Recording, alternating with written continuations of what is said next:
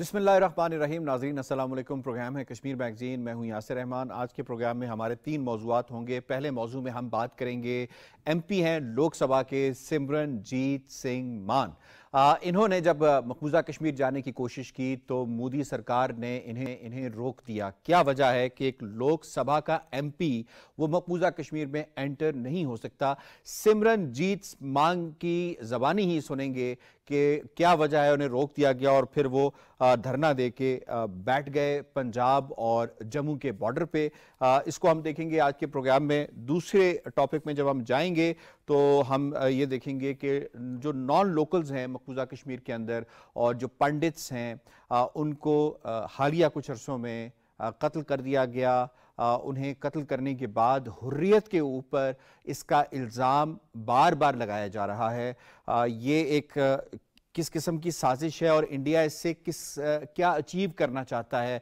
आज इसके लिए हमारे पास बहुत रेलेवेंट शख्सियत मौजूद हैं। उनसे पूछेंगे कि क्या वजह है कि इन नॉन लोकल्स को कत्ल करके इंडिया क्या हासिल करना चाहता है और क्या वो हासिल कर पाएगा।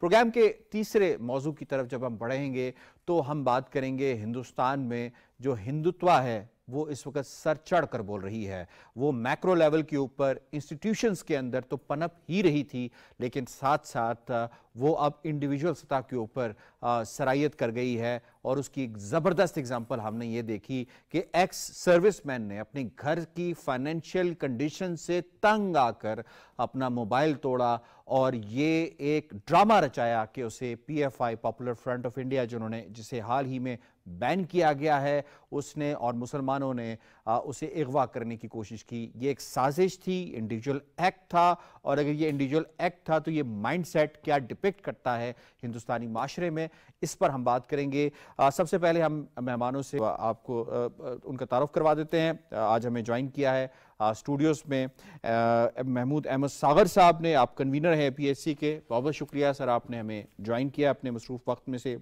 टाइम निकाल के हमें ज्वाइन किया है स्काइप के थ्रू।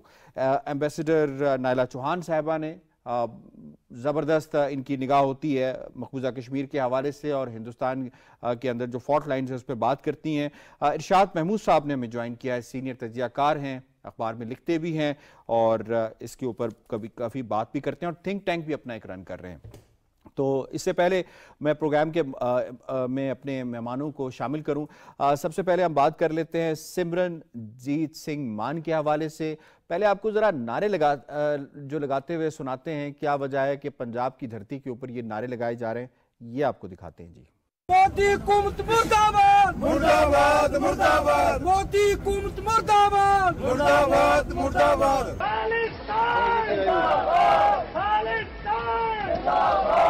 अब ये नारे क्यों लगाए गए हैं? सिमरनजीत सिंह मान को क्यों रोका गया है?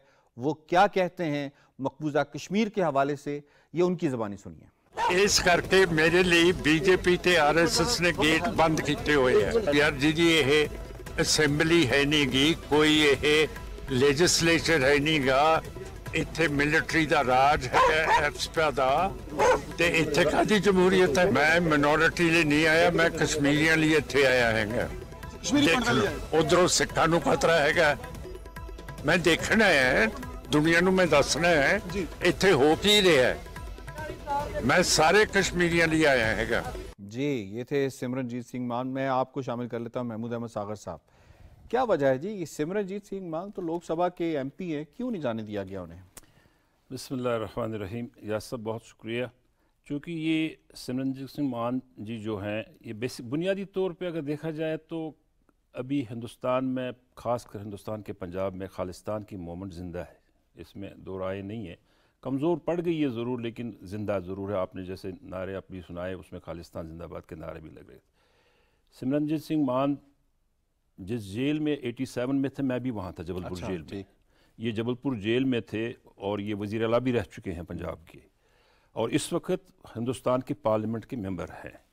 अब आप इस बात से अंदाज़ा करें कि सिख होने की वजह से सिर्फ इन्हीं को नहीं रोका गया, हिंदुस्तान की कम्युनिस्ट पार्टी की लीडरशिप को भी वक्तन फ़वक्तन रोका गया। और रोकने का मकसद सिर्फ हिंदुस्तान का ये है कि जैसे मान जी कह रहे हैं कि मैं वहाँ की बात को दुनिया को सुनाना चाहता हूँ, और जिसकी आप 5 अगस्त के बाद मुस्तकिल इस पे आप काम कर रहे हैं کہ کشمیر کی آواز جو 10 لاکھ فوجیوں کے دبدبے میں بند کی گئی ہے، کوئی نہ کوئی تو باہر آ کے کھولے گا نا۔ اس لحاظ سے سمرنجیت سنگھ مان صاحب کی ایک اپنی کمیونٹی وہاں پہ ہے جن کا سکھ مذہب سے تعلق ہے، اور وہاں پہ ہندوستان ایک ڈونگ آگے لچانے جا رہا ہے کہ الیکشن کرائیں گے جی، اور الیکشن میں سکھوں کا ایک بہت بڑا کردار ہے۔ سمرنجیت سنگھ مان جی کی ایک اپنی پارٹی ہے اکالی دل کے نام سے، اور اس کی ایک پاپولرٹی بھی غالباً 80,000 سے 1 لاکھ سکھ جو ہیں وہ صرف جو کشمیر ہے وہاں پہ رہتے ہیں، اور جموں میں تو زیادہ ہیں۔ بالکل، اور یہ بھی آپ کو جہاں منموہن اپنا یہ گورنر جگموہن پنڈتوں کو نکالنے میں کامیاب ہوا، لیکن سکھ کشمیر سے نہیں نکلے۔ ان کو بھی کوشش کی گئی تھی یہ کہنے کے لیے جی کشمیر سے، لیکن چونکہ سکھ کشمیریوں کے ساتھ ہے، اور سمرنجیت سنگھ مان جی کی بات جو ابھی فی الحال ان کو روکا گیا ہے، لیکن یہ رکنے والے آدمی نہیں ہیں، انہوں نے زندگی کے تمام اتار چڑھاؤ دیکھے ہیں۔ لیکن ہماری جو بات ہے دنیا کے لیے، یہ بات ہمیں جو ہم کہنا چاہتے ہیں آپ کے پروگرام کی وساطت سے، یہ ایک سمرنجیت سنگھ مان جی ہیں۔ اسی طرح سے دنیا میں، ہندوستان میں ایسے لوگ موجود ہیں، سول سوسائٹی میں موجود ہیں، وہاں کی پولیٹیکل پارٹیز میں موجود ہے جو یہ چیز سمجھتے ہیں کہ کشمیر کا مسئلہ حل نہیں ہوا ہے، اور کشمیر کے مسئلے کے متنازع ہونے کی بالکل واضح دلیلیں آپ کے سامنے ہیں، جس کو سمرنجیت سنگھ مان جی بھی جانتے ہیں اور ہندوستان کے بہت بڑے لوگ جانتے ہیں۔ اور اس سے بڑی دلیل کیا ہوگی کہ ان کو جانے نہیں دیا گیا۔ ٹھیک ہے، میں امبیسڈر صاحبہ آپ تعمیل کرتا ہوں۔ ایکسیلنسی یہ فرمائیے گا کہ ہندوستان تو کہہ رہا ہے کہ کشمیر میں سب امن ہو چکا ہے، وہ یو اے ای سے یا اور مختلف ممالک سے جو انویسٹرز ہیں سو کالڈ، ان کی کانفرنسز بھی کروا رہے ہیں، پھر وہ کارپوریٹ مائٹ انڈیا کا اس کو بھی لانے کی کوشش کر رہے ہیں۔ وہ بظاہر یہ بتانے کی کوشش کر رہے ہیں کہ کشمیر میں جو نیو کشمیر ہے اس میں سب اچھا ہے۔ اگر اتنا ہی اچھا ہے تو پھر سمرنجیت سنگھ مان کو کیوں نہیں جانے دیا گیا؟ دیکھیے، اگر بالکل آپ کی بات صحیح ہے کہ سب اچھا انہوں نے تو بتانا ہے، کیونکہ آپ کو یاد ہوگا کہ کچھ عرصہ پہلے جو گلف کنٹریز تھیں انہوں نے بھی ہندوستان نے جو کشمیریوں کے ساتھ ظلم و ستم شروع کیا، اس کے ریاکشن میں انہوں نے کہا کہ ہم اپنی انویسٹمنٹس نکال دیں گے یہاں سے۔ تو ان لوگوں کو تب احساس ہوا کہ یہ اتنے جو ہے نا، ان کو بلینک شیٹ نہیں ملی ہوئی کہ یہ جو مرضی کشمیر میں کریں اور کوئی ان کی جو ہے وہ پرسان حال نہ ہوگا۔ نتیجتاً انہوں نے ادھر تو اپنا جو ہے ڈپلومیٹک ایفرٹ سے بتانے کی کہ ہم نے سارا سنبھال لیا ہے، کوئی مسئلہ نہیں ہے، لیکن یہ بذات خود جو ابھی انہوں نے مان سنگھ کو روکا ہے وہ دلیل ہے کہ سب اچھا نہیں ہے، اور دنیا جانتی ہے کہ سب اچھا نہیں ہے۔ اب مان سنگھ کو روکنے کے 2-3 میری نظر میں وجوہات ہو سکتی ہیں۔ ایک تو یہ کہ جیسے انہوں نے خود کہا کہ میں دنیا کو بتانا چاہتا ہوں کہ وہاں ہو رہا کیا ہے، اور ہندوستان نہیں چاہتا کہ دنیا کو پتہ چلے وہاں کیا ہو رہا اور کیوں ہو رہا ہے، کیونکہ انہیں آلریڈی جو ہے مسلم کنٹریز کا ریاکشن بھی ملا تھا۔ دوسری بات کہ میں اس رائے سے متفق نہیں ہوں کہ ان کی جو موومنٹ ہے وہ ٹھنڈی پڑ گئی ہے۔ ان کی آپ کو یاد ہوگا کوئی 2-3 مہینے پہلے کی بات ہے، انہوں نے انگلینڈ سے شروع کی تھی اپنی موومنٹ، جس میں سگنیچرز انہوں نے لینے شروع کیے تھے، کینیڈا سے، سارے یورپ سے، انہوں نے بڑا خالصتان ریفرنڈم کی آپ بات کر رہی ہیں؟ بالکل، ریفرنڈم کی بات کر رہی ہوں میں۔ تو اگر یہ ریفرنڈم جو ہے یہ ایک ماڈل وہ ادھر لے کے جاتے ہیں تو وہ بھی ہندوستان کے لیے ایک خطرہ ہے۔ اور تیسرا یہ کہ وہاں پہ وہ ڈیموگرافک چینج جو لانے کی کر رہے ہیں، اس نظریے سے کہ اگر یو این کی ریزولوشن، سیکیورٹی کاؤنسل کی ریزولوشن جو اب تک جو ہے ان پہ عمل پیرا نہیں ہوئی دنیا، وہ کسی طرح سے اگر ان میں کوئی حرکت آ گئی تو ادھر ڈیموگرافک ایسا چینج آ جائے کہ یہ لوگ اپنی جو ہے وہ جیت وہاں کر سکیں، جو کہ ان کا خیال خام ہے۔ ٹھیک، بالکل ٹھیک ہے، آپ کا پوائنٹ آ گیا۔ ارشاد محمود، خالصتان زندہ باد، مودی حکومت مرد آباد، یہ کینیڈا میں نعرے نہیں لگ رہے، یہ اب ہندوستان کی سو کالڈ زمین، سرزمین جسے کہہ سکتے ہیں پنجاب، وہاں پہ نعرے لگ گئے ہیں۔ What else India is waiting to lose. Recently آپ نے سنا ہوگا کہ جو ہیومن رائٹس کونسل ہے اس کا ایک ہے یونیورسل پیریڈیکل ریویو جو وہ کرتے ہیں، اس میں بھی ہندوستان کو یہ کہا گیا ہے کہ بھائی آپ اپنی مائنورٹیز کے ساتھ جو سلوک ہے اس کو بہتر کریں، اپنے جو قوانین ہیں آپ کے خاص طور پہ جو ڈریکونین لاز ہیں ان کو ختم کریں، اور خاص طور پہ جو ہیومن رائٹس وائلیشن کا جو سلسلہ کشمیر میں اور پورے ہندوستان میں چل رہا ہے اس کو بند کریں۔ تو آپ اگر اسی تناظر میں دیکھیں تو بہت سارے تھوڑے دن پہلے کہ امریکہ میں جو بائی پارٹیزن ان کی ایک کانگریس کی کمیٹی ہوتی ہے، اس نے بھی کہا ہے کہ انڈیا کو ایک پرٹیکولر کنسرن کے حوالے سے ممالک میں شامل کیا جائے ہیومن رائٹس کے حوالے سے۔ تو اس سے آپ اندازہ کر سکتے ہیں کہ جو سکھ جو بات کر رہے ہیں وہ پوری دنیا اس کو محسوس کرتی ہے۔ اور اس کے حوالے سے ابھی تھوڑا عرصہ پہلے آپ نے سنا ہوگا کہ جرمن وزیر خارجہ نے بھی بلاول بھٹو صاحب کے ساتھ موجودگی میں کشمیر پہ بات کی، پھر ابھی ڈونلڈ لو نے بھی جو امریکہ کے نائب وزیر خارجہ ہیں انہوں نے کشمیر کے حوالے سے بات کی، اس کو مینشن کیا، انہوں نے کہا جی ہیومن رائٹس وائلیشن ہم انڈیا میں بڑا ہائیسٹ لیول پہ اٹھاتے ہیں۔ تو انڈیا میں یہ چیزیں بہت عرصے سے ہو رہی ہیں، اور اب جو ہے خاص طور پہ جو ہیومن رائٹس کے جو ادارے ہیں وہ اس کو فوکس کر رہے ہیں، میڈیا بھی فوکس کر رہا ہے۔ لیکن مجھے خوشی یہ ہوئی ہے کہ بے شک یوکرین وار کی وجہ سے ہے یا کسی اور بھی وجہ سے ہے، لیکن اب کچھ نہ کچھ آپ نے دیکھا ایک بہت عرصے کے بعد امریکہ سے ڈونلڈ لو کے لیول پہ کشمیر کے حوالے سے یہ بات ہوئی، اور انہوں نے کہا کہ ہماری کشمیر کی پالیسی میں کوئی تبدیلی نہیں آئی ہے، ہم بہت ہائیسٹ لیول پہ ہیومن رائٹس کی بات کر رہے ہیں۔ پھر جرمن میں نے وزیر خارجہ کا ذکر کیا، تو یہ آہستہ آہستہ جو ہے ایک ریوائول انٹرنیشنل ایمپیتھی کشمیر کے لیے دوبارہ ایک پیدا ہونا شروع کر دی۔ اس کی بہت ساری وجوہات میں سے ایک وجہ یہ بھی ہے کہ پچھلے 3 سال میں جو کشمیر میں جو ریپریشن کیا گیا اس کی کوئی مثال نہیں ملتی، جیسے آپ خود ذکر کر رہے ہیں کہ ایک ایم پی نہیں جا سکتا، ایک دفعہ راہل گاندھی نے جانے کی کوشش کی، ان کو ایئرپورٹ سے واپس بھیج دیا گیا، ساگر صاحب کہہ رہے تھے کہ لیفٹ کے جو ٹاپ لیڈرشپ ہے انہوں نے جانے کی۔ تو اگر آپ اپنے آپ امیجن کریں نا، میں اگر پشاور نہیں جا سکتا یا آپ کوئٹہ نہیں جا سکتے یا سندھ نہیں ہم جا سکتے، تو اگر ہم نہیں جا سکتے یعنی لوکل انڈین نہیں جا سکتے کشمیر پہ، تو باہر سے کسی کو آنے دیں گے۔ میڈیا کو آپ دیکھ لیں، کشمیری میڈیا بڑا کلیئر میسج نہیں ہے اس میں دنیا کے لیے، اگر وہ دنیا کو اصلی حقائق نہ بھی بتائیں تو بھی وہ بتا رہے ہیں روک کے۔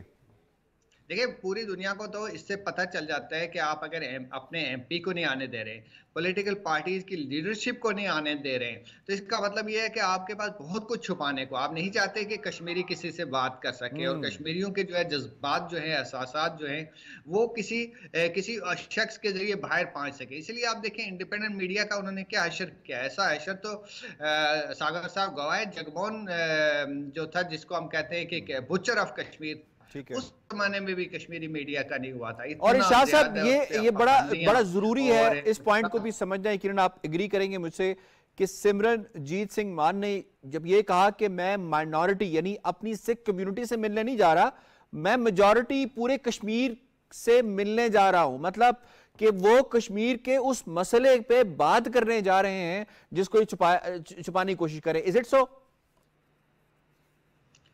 بالکل بالکل، دیکھیں یہ تو بڑا ضروری ہے کہ ہندوستان سے جو بھی لوگ ہیں وہ کشمیر میں آئیں، کشمیر کے حالات کو دیکھیں، اس کے اوپر بات کریں۔ ہم نے دیکھا 90s میں اور پھر مودی کے آنے سے پہلے انڈیا نے بہت ہیومن رائٹس ایکٹیوسٹ جو تھے، رام جیٹھ میلانی تھے اور بہت سارے لوگ تھے، بہت سارے لوگ تھے۔ صحیح ہے، آپ نے بڑا ریلیونٹ پوائنٹ ریز کیا کہ انڈیا سے لوگ کشمیر آئیں اور کشمیر آ کے بات کریں، لیکن وہ لوگ کیسے آ سکتے ہیں جبکہ نان جو لوکلز ہیں وہ مقبوضہ کشمیر میں جس طرح سے انہیں قتل کیا جا رہا ہے، جس طرح سے پنڈتوں کو قتل کیا جا رہا ہے اور جس سرت کے ساتھ قتل کیا جا رہا ہے، اس کی بنیادی وجہ کیا ہے؟ اس کی بنیادی وجوہات یقیناً ہم جانیں گے کہ حریت کے اوپر الزام بار بار لگایا جا رہا ہے۔ پہلے یہ شارٹ سن لیں پھر ہم دیکھتے ہیں اس کو۔ اگر انہوں نے ہمیں یہاں پہ لایا ہوا ہے، کیا یہی ہماری ریہیبلیٹیشن ہے؟ کیا انہوں نے ہمیں یہاں پہ مرنے کے لیے لایا ہے؟ یہاں پہ کوئی سیکیورٹی کے کوئی بھی انتظامات نہیں ہے۔ ہمارا قصور کیا ہے؟ بس یہ اتنا بتا دو ہمارا قصور کیا ہے، اور ہم لوگ خود بے خود چپ چاپ کر کے بیٹھ جائیں گے۔ جو ان لوگوں نے بولا تھا ہم لوگوں کو وہ فیل ہے۔ گھر جا رہے ہیں راجستھان، بہاری لوگ ہیں جو ان کو مار رہے ہیں، جو اس لیے بس ڈر لگتا ہے، گھر جا رہے ہیں۔ حالات بہت خراب ہے۔ جی جناب، محمود احمد ساغر صاحب وہ کہتے ہیں جی جتنے بھی لوکلز اور پنڈتس جو ہیں، نان لوکلز اور پنڈتس، ان کو قتل کیا جا رہا ہے، حریت اس کے پیچھے انوالوڈ ہے۔ کیا نان لوکلز اور پنڈتس یہ ابھی کا فینومینا ہے؟ کیا وہ پہلے کشمیر میں کبھی نہیں گئے؟ کیا پہلے حریت کبھی ایگزسٹ نہیں کرتی تھی؟ کیا پہلے حریت نے ان کو سپیس نہیں دی؟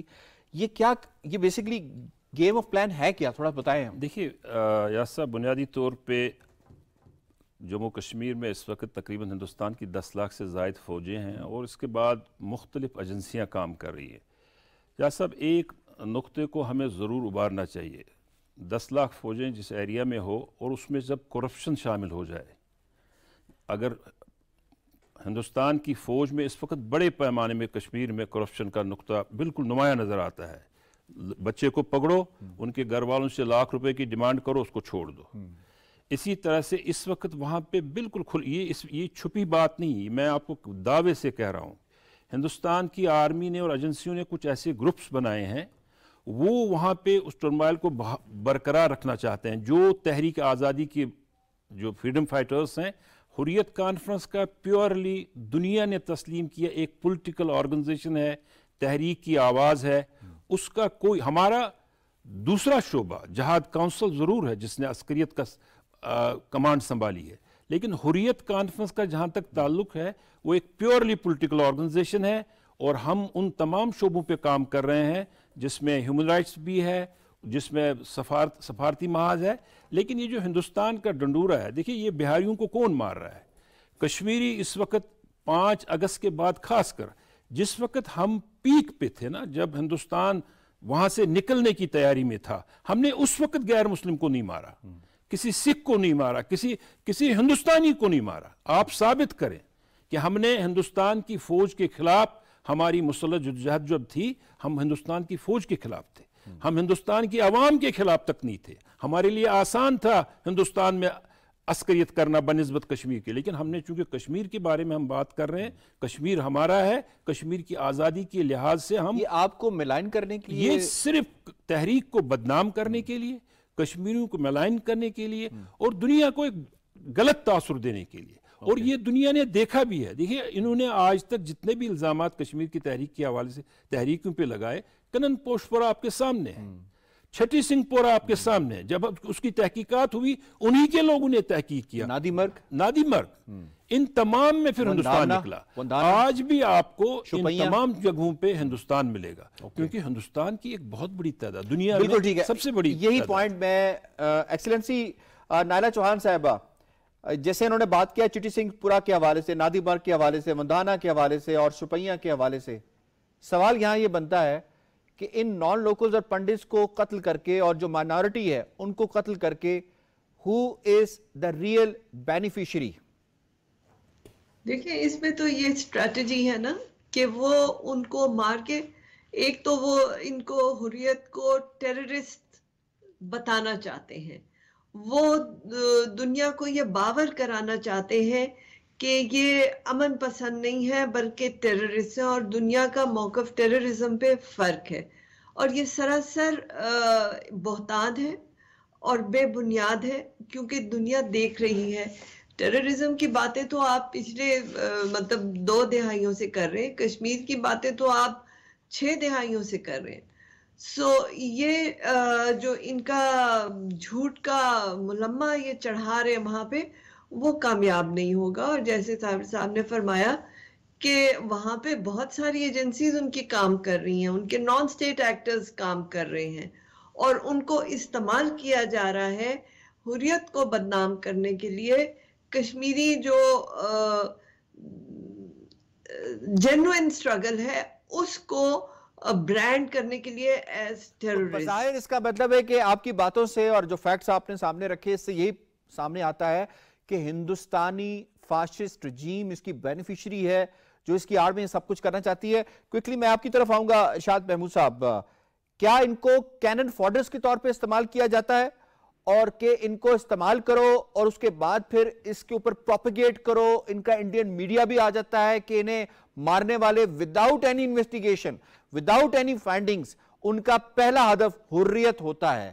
تو اس کا مطلب ہے کہ کوئی بھی نان لوکل ہے اور پنڈتس ہیں اور خود ان کے اپنے فوجی جو کہ ایک بلاسٹ میں مارے گئے، ان کے سامنے اس کے بعد جو ٹیپ سامنے آتی ہے وہ کیا بتاتی ہے؟ یہ سب کو کینن فوڈرز کے طور پہ استعمال کر رہے ہیں؟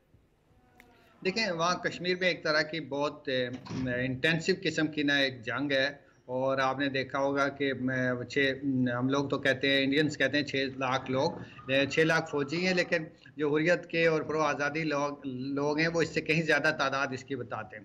تو یہ بہت زیادہ ان کا ایک شروع سے رہا ہے کہ کشمیر میں جو ہے وہ اس طرح کے واقعات کرنا، بہت سینئر پولیٹیکل لیڈرشپ کی بھی کلنگز ہوئی ہیں، جرنلسٹوں کی کلنگ ہوئی ہے، آپ کو معلوم ہوگا شجاعت بخاری صاحب کی کلنگز ہوئی تھی، ایک بہت سینئر جرنلسٹ تھے۔ تو اس طرح بے شمار واقعات ہوئے ہیں، اور ان واقعات کے بعد وہ سارا الزام جو ہے وہ حریت یا پرو آزادی جو ایلیمنٹس ہیں ان کے اوپر لگا دیا جاتا ہے، پھر ان کی برانڈنگ کی جاتی ہے۔